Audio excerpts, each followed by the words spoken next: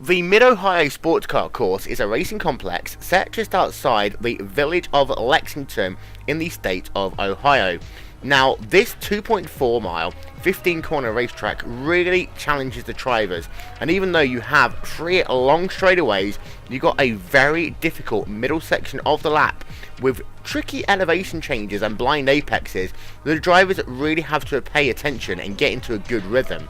Some drivers love this place, other drivers hate it. Scott Dixon, driver for Target Chip Ganassi for example, loves this racetrack, and even when he's having a bad season, he always seems to be able to step it up when they come to this racing complex. A number of series is run here, including the NASCAR Nationwide Series, the Eyes on IndyCar Series, and the American Le Mans Series. As you start to take a look at the racetrack, you notice just how narrow the front straightaway is. They'll use this for the finish of the race and for standing starts as well. Rolling starts, however, will be on the exit of turn number 2. Turn 1, 90-degree left-hander. You can use the curb a little bit on entry, use a lot more on exit. You see also there, the pit exit is on the inside of turn number 1.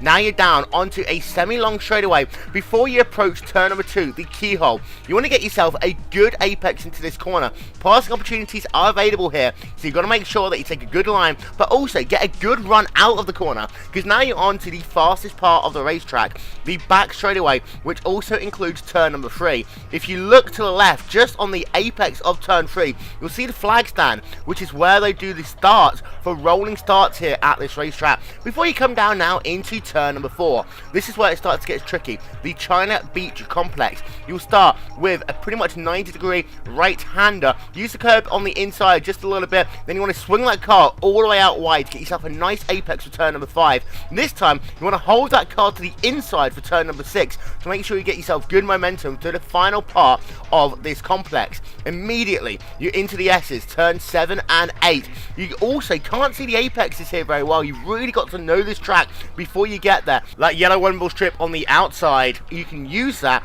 and then you're down into turn number 9 and 10, Thunder Valley. A short straightaway, just to breathe a little bit as you come under the Westfield Insurance Bridge before you'll make yourself a right-hand flick and then a left-hand turn down into turn number 11.